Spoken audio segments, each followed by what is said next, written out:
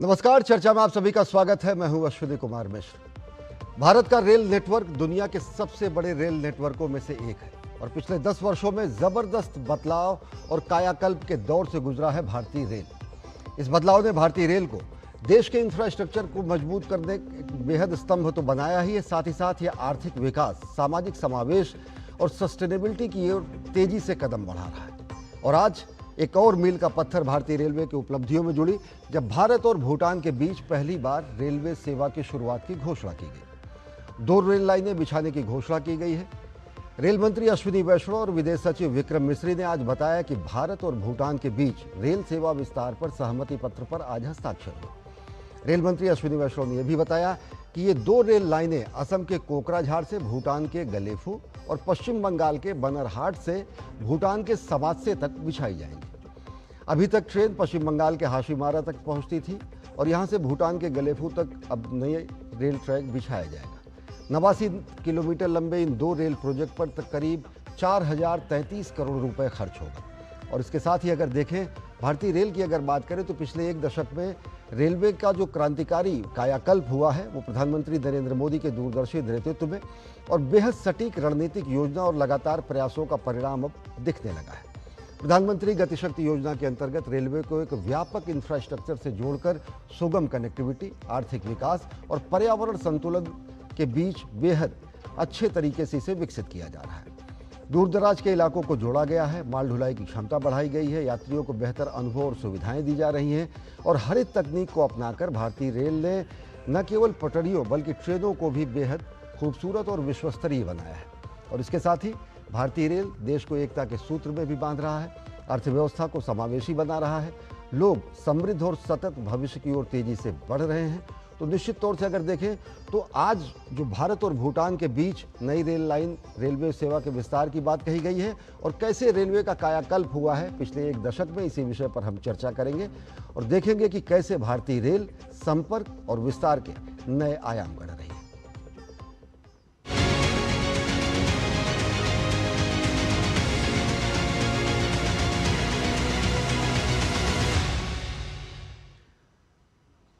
आज भारतीय रेल के लिए बेहद उपलब्धिपूर्ण दिन। भारत और भूटान के बीच रिश्तों को नई मजबूती देने के लिए केंद्र सरकार ने दोनों देशों के बीच 4033 करोड़ रुपए की लागत से 2 बड़े रेल प्रोजेक्ट को हरी झंडी दी है।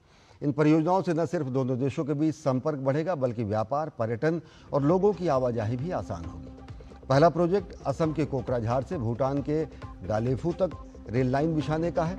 ये 69 किलोमीटर लंबी इस रेलवे लाइन पर 3456 करोड़ रुपए खर्च होंगे। दूसरा प्रोजेक्ट पश्चिम बंगाल के बानरहाट से भूटान के समात्से को जोड़ने का है। इसकी लंबाई 20 किलोमीटर होगी और इस पर 577 करोड़ रुपए की लागत आएगी। रेल मंत्री अश्विनी वैष्णव ने जानकारी देते हुए कहा कि भारत और भूटान के रिश्ते लगातार मजबूत हो रहे हैं और इस रेल कनेक्टिविटी से ये रिश्ते नई ऊंचाइयों पर पहुंचेंगे। Connecting 2 very important cities of Bhutan. One is Gelefu, as Foreign Secretary shared with us. This is being developed as a mindfulness city. And second is Samse, which is an industrial city. The 2 projects will take off from the network of Indian Railways at Kokrajhar and Banarhat. The investment which is envisaged at this point of time is about 4033 crore rupees, and the total length is about 90 kilometers. To be precise, 89 kilometers of railway network will be created. और वहीं भारत और भूटान के बीच नई rail line परियोजना पर विदेश सचिव विक्रम मिस्री ने कहा कि इस परियोजना से दोनों देशों के परंपरागत संबंध और मजबूत होंगे। India and Bhutan share a relationship of exceptional trust, mutual respect, and understanding. This is a relationship that is rooted in cultural and civilizational ties, extensive people-to-people relations, and our shared developmental and security interests. These ties are reflected in very close contact at the highest levels. You would perhaps recall that Prime Minister Shri Narendra Modi visited Bhutan last year in March 2024. visit during which he was conferred the Order of the Druk Gyalpo, which is the highest civilian award of Bhutan. His Majesty, the King of Bhutan, and the Prime Minister of Bhutan have been visiting India regularly. Rail मंत्री अश्विनी वैष्णव ने कहा कि भारत भूटान का सबसे बड़ा व्यापारिक साझेदार है और भूटान का अधिकांश मुक्त व्यापार भारतीय बंदरगाहों के माध्यम से होता था। भूटान की अर्थव्यवस्था के विकास और लोगों के वैश्विक नेटवर्क से बेहतर पहुंच बनाने के लिए अब निर्बाध रेल संपर्क होना बेहद जरूरी था और ये परियोजना इसीलिए शुरू की गई है। India is the largest trading partner of Bhutan, and most of the EXIM trade of Bhutan is done through Indian ports.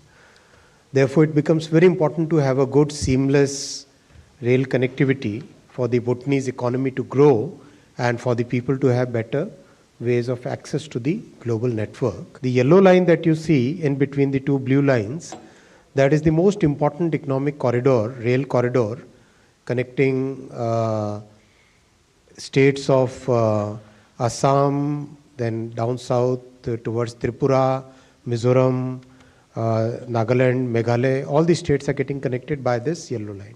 There is a blue line on the top. That line is now getting developed as a major corridor along the northern border, and that line basically provides alternative connectivity, and it's a very, very important project. तो कैसे हो रहा है भारतीय rail सेवा का भारत के भौगोलिक सीमाओं से आगे भी विस्तार, और कैसे नागरिक सेवाओं का के साथ साथ विश्व स्तरीय सुविधाएं भी हासिल कर रहे हैं हमारे आम नागरिक। इसी विषय पर हम चर्चा करेंगे कि कैसे कायाकल्प हुआ है भारतीय रेल का। हमारे साथ दो खास मेहमान जुड़ चुके हैं। हमारे साथ जुड़ चुकी हैं जया वर्मा सिन्हा जी, जो कि फॉर्मर चेयरमैन हैं रेलवे बोर्ड की। बहुत बहुत स्वागत है आपका। साथ ही साथ हमारे साथ मौजूद हैं स्टूडियो में दीपक दीवान जी, जो कि पूर्वोत्तर मामलों के विशेषज्ञ हैं और वरिष्ठ पत्रकार हैं। मैम जया सिन्हा जी, आपसे जानना चाहेंगे, आज जो ये शुरुआत हुई है भौगोलिक सीमा से अलग विस्तार देते हुए, भूटान जो कि हमारा परंपरागत ऐतिहासिक टाइम टेस्टेड जो हमारा नेबर है, पड़ोसी प्रथम की नीति तो है ही, साथ ही साथ एक प्रतिबद्धता जो थी भूटान के सामाजिक आर्थिक विकास में, जो भारत हर समय पर देता रहता है, जिसकी पुष्टि इससे पहले भी कई दौरों में की गई, उसकी प्रतिपूर्ति वादा जो था वो पूरा किया गया।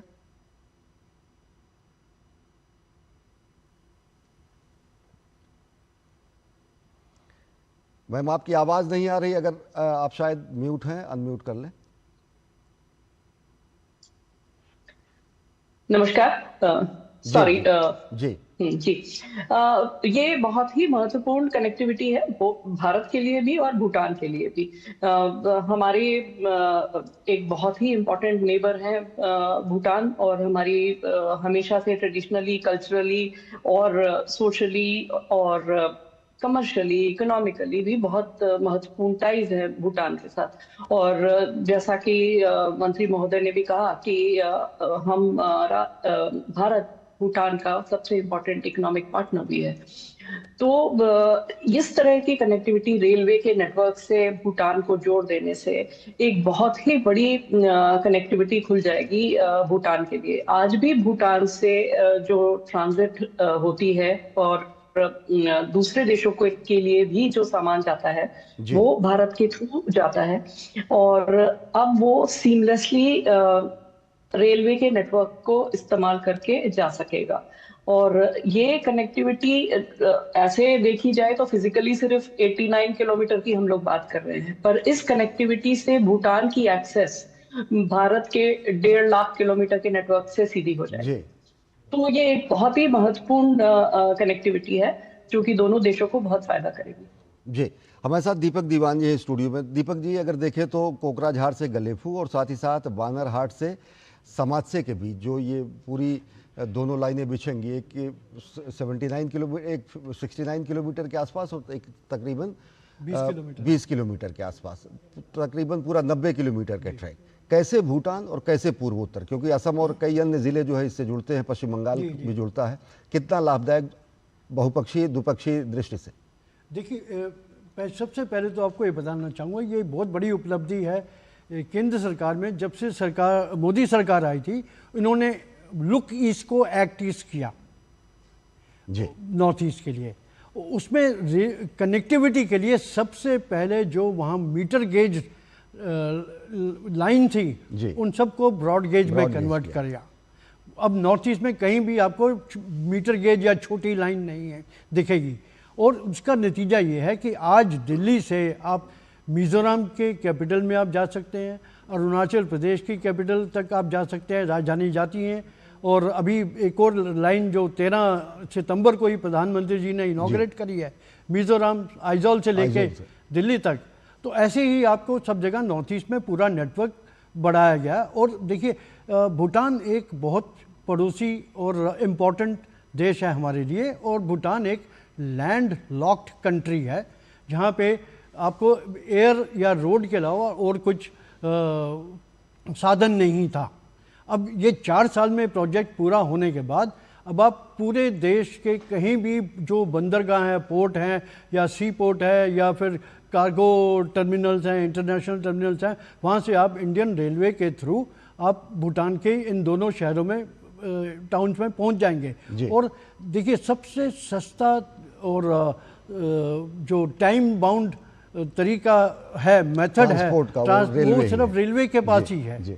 आप देखिए ये पहाड़ी इलाका है, वहाँ बारिशों में प्रॉब्लम होती है, सड़कें बंद हो जाती हैं, मगर ये ऑल वेदर रूट रहेगा और इसका फ़ायदा ये भारत को भी मिलेगा, भूटान को भी मिलेगा, हमारा भी इनके साथ व्यापार और बढ़ेगा निश्चित तौर से। और वहाँ भी लोगों को एम्प्लॉयमेंट और मिलेगी। जब ये टूरिज़्म रेलवे से भी शुरू हो जाएगा तो आप देखिए कैसे वो सब वहाँ बढ़त होती है। निश्चित तौर से। जय सिन्हा जी, जो कनेक्टिविटी तो बढ़ेगी, कार्गो या फिर जो जिसको कहते हैं जो शिपमेंट है या जो वहाँ से माल ढुलाई या सामान जो है लैंडलॉक, जैसा कि बता रहे हैं दीवान जी की वो देश है। अब जबकि बहुत लंबे समय तक सामान रुके रहते थे, बहुत लंबे समय तक जो है मणिपुर या अन्य जो चेक पॉइंट्स थे वहाँ पर रुके रहते थे। निर्बाध आवागमन तो सामान का तो होगा ही, साथ ही साथ जैसा आपने कहा 1.5 लाख किलोमीटर लंबे नेटवर्क से जुड़ेगा, और जो एग्जिम है, जो एक्सपोर्ट इम्पोर्ट है वो तो बढ़ेगा, लेकिन जो हमारे सांस्कृतिक संबंध है और जो रणनीतिक महत्व है वो भी इस रेलवे लाइन का कम नहीं।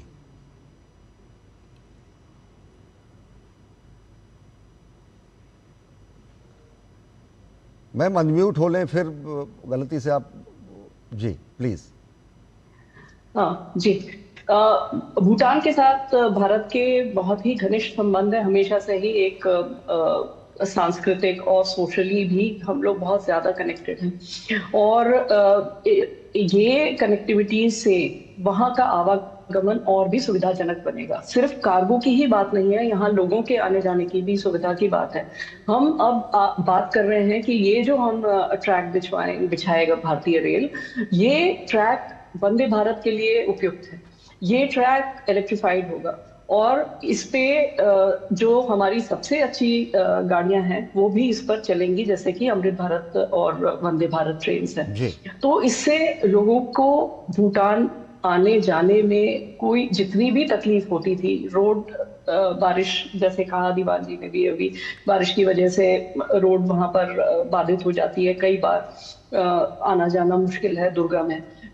ये रेल की जो कनेक्टिविटी है, नॉर्थ ईस्ट में हमने जितना भी अभी तक कंस्ट्रक्शन किया है और जो नॉर्थ ईस्ट की कैपिटल्स की रेलवे लाइन की कनेक्टिविटी का जो एक्सपीरियंस गेन किया है, उसी टेक्नोलॉजी को, उसी एक्सपीरियंस को, उसी कंस्ट्रक्शन मेथड को आगे बढ़ाते हुए ये वाली रेलवे लाइन जो है वो इस तरह से बनेगी कि इसमें पॉसिबिलिटी ऑफ ऑब्स्ट्रक्शन और पॉसिबिलिटी ऑफ डिसरप्शन सबसे कम हो, मिनिमाइज हो जाएगा। और ये कनेक्टिविटी ऑल वेदर कनेक्टिविटी रहेगी। इसमें बेस्ट ऑफ ट्रेन्स चलेंगी और आना जाना सुगम हो जाएगा। जी दीपक दीवान जी, आपसे जानना चाहते हैं, जिस तरीके से अत्याधुनिक ट्रेनें तो उस पर चलेंगी ही, पूर्वोत्तर को रेल कनेक्टिविटी के लिहाज से पिछले 1 दशक में कहाँ देखते हैं? जैसा कि आपने बताया कि आज़ादी के बाद से आइजोल अभी इसी सितंबर में ही जुड़ा है। कितना पिछले 10 वर्षों में अगर देखें तो जिले, केवल राजधानियाँ ही नहीं, आपने कहा कि छोटी लाइन को बड़ी लाइन किया गया, एक भी ऐसी अब ट्रैक नहीं है जहाँ पर परिचालन ना हो। कितना परिवर्तन खासकर पूर्वोत्तर में देखते हैं, संपर्क के लिहाज से, आर्थिक गतिविधियों के बढ़ावा के लिहाज से? देखिए, जो सरकार का एक वो एम है वो है कि पूरी नॉर्थ ईस्ट की हर स्टेट को, कैपिटल को रेलवे लाइन से जोड़ना है। और ये काम बहुत तेज़ी से हो रहा है। बीच में देखिए कोविड की समस्या हो गई थी, उससे डिले हो गया। उसके बाद फिर दोबारा जो काम शुरू हुआ है, मिज़ोरम हमने कंप्लीट कर लिया। मिज़ोरम में जहाँ सेरांग तक जहाँ गाड़ी जा रही है, अब सेरांग से आगे भी म्यांमार बॉर्डर तक गाड़ी को ले जाने का प्लान है। उसके लिए वो सर्वे वगैरह भी हो चुका है। वहाँ तक ले जाएंगे जहाँ कालादान मल्टी प्रोजेक्ट है, उसमें कार्गो के लिए भी ध्यान में रख के रेलवे लाइन को चलाया जा रहा है। दूसरी तरफ आप देखिए मणिपुर में टुपुल तक लाइन आ चुकी है और अब ये इम्फाल से मुश्किल से 20-30 किलोमीटर दूर है। जो अभी पिछले 2 साल में थोड़ी जो डिस्टर्बेंस हुई है मणिपुर में, उससे थोड़ा डिले हो गया प्रोजेक्ट, मगर वो भी हम देखेंगे आप जल्दी ही वो भी कंप्लीट हो जाएगा। बाकी ऐसे ही आप जो एक और प्रोजेक्ट है जो सिक्किम की राजधानी को जोड़ने का भी है, गैंगटॉक जी, तो ऐसे आप देखेंगे तो पूरा नॉर्थ ईस्ट को पूरा कनेक्ट करके उसका सबसे ज़्यादा फ़ायदा नॉर्थ ईस्ट के लोगों को भी मिलेगा इस भूटान की लाइन से, आने जाने में, ट्रेड में, बिजनेस में। और देखिए बहुत सारे प्रोडक्ट्स हैं नॉर्थ ईस्ट के, जो जैसे हॉर्टिकल्चर प्रोडक्ट्स हैं, वो आप रोड से नहीं भेज पाते, पेरिशेबल आइटम्स होती हैं, वो आप रेलवे के थ्रू अपने और तेज गति से पहुंचा सकेंगे और देश के अलग अलग हिस्सों में पहुंचा सकेंगे। न केवल भूटान बल्कि समूचे पूर्वोत्तर के लिए वरदान सरीखा साबित होगी ये दोनों परियोजनाएं। हम चर्चा जारी रखेंगे कि कैसे पिछले 1 दशक में हुआ है किन किन क्षेत्रों में रेलवे का कायाकल्प और कैसे देश की आधारभूत संरचना में भी इजाफा किया है। लेकिन वक्त हो चला एक छोटे से ब्रेक का। देखते रहिए डीडी न्यूज।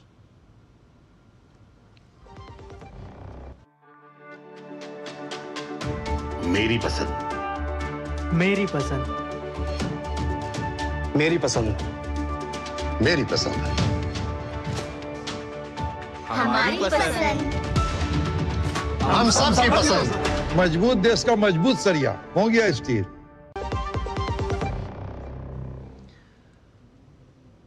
ब्रेक के बाद आप सभी का स्वागत। हम बात कर रहे हैं भारतीय रेल की उपलब्धियों की। बेहद खास दिन आज, क्योंकि भारत और भूटान के बीच 2 रेल परियोजनाओं के विस्तार के और पर सहमति बनी है और निश्चित तौर से ये निर्बाध जो आवागमन होगा न केवल व्यापार और वाणिज्य को बढ़ाएगा बल्कि तेजी से दोनों देशों के लिए परस्पर संबंधों को और मजबूत करेगा। और कैसे भारतीय रेल ने पूर्वोत्तर समेत पूरे देश में रेल नेटवर्क का ही नहीं जीवन शैली में भी बदलाव किया है, सुविधाओं में भी बदलाव किया, इसी विषय पर हम चर्चा कर रहे हैं। हमारे साथ हैं रेलवे बोर्ड की पूर्व चेयरमैन जय सिन्हा जी और साथ ही साथ पूर्वोत्तर मामलों के जानकार और वरिष्ठ पत्रकार दीपक दीवान जी। जय सिन्हा जी, अगर पिछले 1 दशक की बात करें, खासतौर से अगर रेलवे की बात करें, तो बहुत सारे ऐसे ऐतिहासिक उपलब्धियां हैं, ऐसे फेदर इन कैप कहा जा सकता है, चाहे वो दुनिया का सबसे ऊंचा ब्रिज हो, चाहे चिनाब का या फिर बोगीबिल ब्रिज हो। इंजीनियरिंग के मार्वलस नमूने तो है ही हैं। यात्रियों की सहूलियत के लिए वंदे भारत और अन्य ऐसी ट्रेनों का परिचालन जो विश्व स्तरीय सुविधाओं से युक्त है, कैसे देखती हैं कि अगर देखें क्षमता के लिहाज से और साथ ही साथ सुविधा के लिहाज से? देखिए, सरकार ने एक फोकस तरीके से ये तय किया है कि अगर भारत का समग्र विकास चाहिए तो उसके लिए इंफ्रास्ट्रक्चर में रेलवे का विकास बहुत महत्वपूर्ण है। हमारे देश की जो लंबाई चौड़ाई है वो उसके रिक्वायरमेंट को पूरा करने के लिए एक बहुत ही अच्छा शक्तिशाली रेलवे नेटवर्क चाहिए, जिसमें कि हमें कैपेसिटी अहेड ऑफ डिमांड चाहिए। तो इसमें जितना भी आप इन्वेस्टमेंट आज देख रहे हैं, पिछले 1 दशक से देख रहे हैं, और अगर आप खासतौर से पिछले 5 साल देखेंगे तो 5 साल में ये एकदम एक्सपोनेंशियल तरीके से बढ़ा है।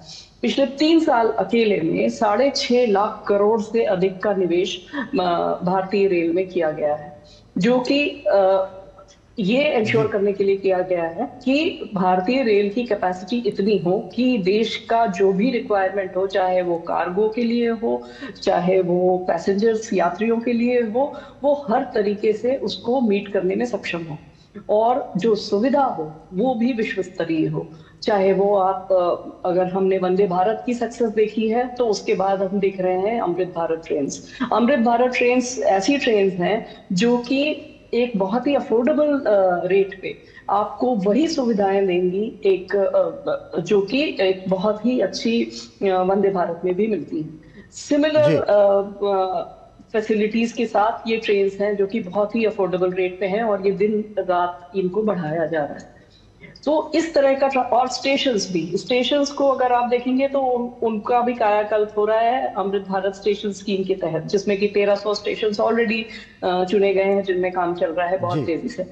और तो चाहे वो स्टेशन हो, चाहे वो ट्रेन हो, चाहे वो ट्रैक हो, हर तरफ जो है इसका विकास हो रहा है। और चाहे वो हिमालय की ऊंचाइयां हो, चाहे वो बंगाल की खाड़ी हो जहां पर पंबन जैसा ब्रिज हो, और चाहे वो पूर्वोत्तर की दुर्गम पहाड़ियां जहां पर पूर्वोत्तर की दुर्गम पहाड़ियां हो, 6 दशक तक जहां पर रेल नहीं पहुंच पाया था, वहां भी पिछले 10 वर्षों में रेल नेटवर्क बढ़ा है। दीपक दीवान जी, आपसे जानना चाहेंगे, जिस तरीके से जया सिन्हा जी कह रही है कि हर आमूलचूल परिवर्तन हुआ, कायाकल्प हुआ है, ट्रैक के दोहरीकरण की आप बात कर रहे हैं, बहुत सारे असम के और पूर्वोत्तर के ऐसे इलाके थे जहाँ पर कई दिन की यात्रा करके लोग कुछ 100 किलोमीटर चल पाते थे। किस तरीके से देखते हैं कि पूर्वोत्तर आज पूरी तरीके से भारत से तो जुड़ा ही है, आर्थिक गतिविधियां बढ़ी ही हैं, लेकिन रेल का जो ये नेटवर्क बढ़ा है वो राष्ट्रीय एकीकरण, सामाजिक समरसता, सामाजिक सद्भाव और अन्य पक्षों को भी बेहद ज़्यादा मजबूत किया है। मैं आपके यहाँ 2 चीज़ें बताना चाहूँगा कि देखिए, करीब 1 दशक पहले प्रधानमंत्री जब नॉर्थ ईस्ट में गए थे तो उन्होंने 2 चीज़ें बोली थी जी। उन्होंने बोला था कि नॉर्थ ईस्ट को इंग्लिश का जो ABC है, बोले कि 3 C चाहिए, 3 C's, 3 C जी। 1 C means communication, number 2 connectivity और नंबर 3 कॉमर्स जी। तो पूरा जो काम नॉर्थ ईस्ट में हुआ है, इन तीनों दिशाओं में पूरी तरह से लग के काम किया गया है। कनेक्टिविटी भी बढ़ाई गई है, कम्युनिकेशन भी बढ़ाया गया है, क्योंकि बिना कनेक्टिविटी और कम्युनिकेशन के आपके यहाँ कॉमर्स नहीं हो सकता जी। फिर एक चीज़ उन्होंने और बोली थी कि नॉर्थ ईस्ट को चाहिए हीरा, HIRA, highways, iways, railways and airways. आज आप देख लीजिए नॉर्थ ईस्ट में हर स्टेट में डायरेक्ट दिल्ली से फ्लाइट जा रही है, चाहे वो दीमापुर हो नागालैंड में, या फिर आइजॉल हो, और या फिर आप मणिपुर में देख लीजिए, वहाँ तो इतनी ज़्यादा फ्लाइट्स हैं। आप अरुणाचल में देख लीजिए जी, और गैंगटॉक में देख लीजिए, सब जगह कनेक्टिविटी तो हो गई हमारी एयरवेज की। और ये रेलवेज का भी वही बात हुई, मैंने जैसे पहले बोला कि वॉर फुटिंग स्टेज पे रेलवे का काम किया गया है। उसका नतीजा ये है कि आज आप पड़ोसी देश में जा रहे हैं और ये कहीं ना कहीं बहुत बड़ी उपलब्धि है। बहुत बड़ी उपलब्धि। समय बहुत कम है। दीपक दीवान जी, आखिरी सवाल चलते चलते जया जी आपसे लेंगे कि आज भी बहुत सारी अमृत भारत ट्रेनों की सौगात दी गई बिहार से जुड़ने के लिए, देश के अलग अलग हिस्सों से जुड़ने के लिए, और डेडिकेटेड फ्रेट कॉरिडोर के जरिए माल ढुलाई में भी 2014 के मुकाबले देखें आशातीत परिवर्तन हुआ है। 14,200 मिलियन टन से अधिक फरवरी तक माल ढुलाई हुआ है। कैसे आर्थिक गतिविधियों में भी एक रीढ़ की हड्डी साबित हुआ है भारतीय रेल, और कैसे सहूलियत भी मिल रही है नई नई ट्रेनों के जरिए? जया जी।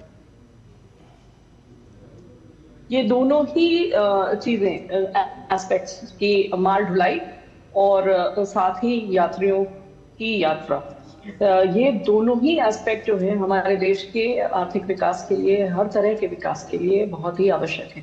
और जहां तक डेडिकेटेड फ्रेट कॉरिडोर की बात करते हैं तो एक छोटा सा एग्जांपल इसको एकदम क्लियर कर देता है कि जैसे जितना भी एग्जिम ट्रैफिक था उसको अगर हम नॉर्दर्न इंडिया से भेजने की कोशिश करते थे वेस्टर्न पोर्ट्स में, तो वो कहीं 1 हफ्ता, 5 दिन से लेके 1 हफ्ते लगते थे उस को पहुंचने में, और कई बार उनके इंपॉर्टेंट शिपमेंट वगैरह मिस हो जाते थे। डेडिकेटेड फ्रेट कॉरिडोर के आने से वही ट्रैफिक जो है आज 48 घंटे के अंदर उस वेस्टर्न पोर्ट्स पे पहुंच जाता है। तो इस तरह का एकदम ट्रांसफॉर्मेटिव इम्प्रूवमेंट है ट्रांजिट टाइम के रिडक्शन से, लॉजिस्टिक कॉस्ट के रिडक्शन से। ये है कार्गो के ऊपर इम्पैक्ट, और यात्रियों के जहां तक सुविधाओं का और उनके लिए लगातार बढ़ाते जाने की बात है ट्रेन्स की, तो अभी जो आज की तारीख में भी जो 7 नई गाड़ियों को झंडी दिखाई गई है, उसमें ये एकदम क्लियर करता है कि कंटिन्यूअस एफर्ट यही है कि यात्रियों को जितनी गाड़ियां चाहिए उतनी हम देते जाएं और बढ़ाते जाएं, और सारा फोकस इसी पे है। जी, बहुत बहुत धन्यवाद जया सिन्हा जी, और बहुत बहुत धन्यवाद दीपक दीवान जी। स्टूडियो में आप हमारे साथ आए, विस्तार से आपने अपने इस विषय पर चर्चा की। तो निश्चित तौर से अगर देखें तो आज भारतीय रेल का विस्तार भारत की भौगोलिक सीमाओं से परे भूटान तक तो जा ही रहा है। साथ ही साथ भारतीय रेलवे एक सशक्त नेटवर्क के साथ साथ पैसेंजर के लिए अधिक सहूलियतें, अधिक सुविधाएं, वैश्विक इंफ्रास्ट्रक्चर और साथ ही साथ देश की आर्थिक गतिविधि में भी ज़बरदस्त योगदान दे रहा है और पिछला एक दशक इसी बात को स्थापित करता है, इसी को प्रमाणित करता है। इस कार्यक्रम में फिलहाल इतना ही। देश और दुनिया की ताज़ा तरीन खबरों के लिए देखते रहिए DD न्यूज़। नमस्कार।